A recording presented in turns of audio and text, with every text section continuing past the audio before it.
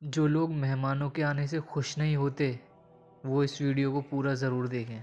حضرت ابراہیم علیہ السلام کی عادت یہ تھی، بنا مہمان کے کھانا نہیں کھاتے تھے۔ ایک دن ایک مہمان کو ڈھونڈ لائے، کھانا تیار تھا تو بولے اللہ کا مبارک نام لیجئے اور شروع کیجئے۔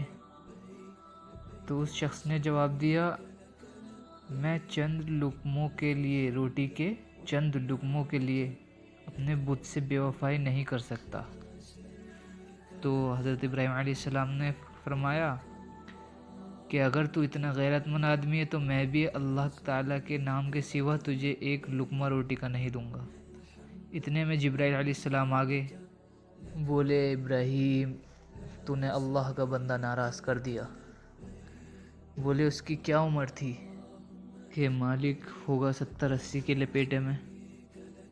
تو انہوں نے جواب دیا، اتنا عرصہ ہو گیا نا، اللہ تعالیٰ اسے دے رہا ہے تو تم ایک دن بھی نہ کھلا سکے۔ پھر حضرت ابراہیم علیہ السلام اسے ڈھونڈ رہے ہیں، دیکھا تو پہاڑ چڑھ رہا تھا، تو اسے آواز دی، میاں آ جاؤ کھانا ٹھنڈا ہو رہا ہے۔ تو اس نے بولا آ جاؤں گا لیکن تمہارے رب کا نام نہیں لوں گا۔ تو بولے نہ لینا، آ جا۔ وہ شخص بولا پہلے تو بڑے غصے میں تھے، اب کیا ہو گیا؟ تو بولے اسی رب کا سندیشہ ہے، آ جا۔ تو بولے تیرا رب اتنا مہربان ہے تو میں بھی تیرے رب کا غلام بننے کے لیے تیار ہوں۔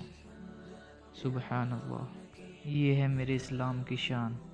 اس ویڈیو کو جتنا ہو سکے اتنا شیئر کریں۔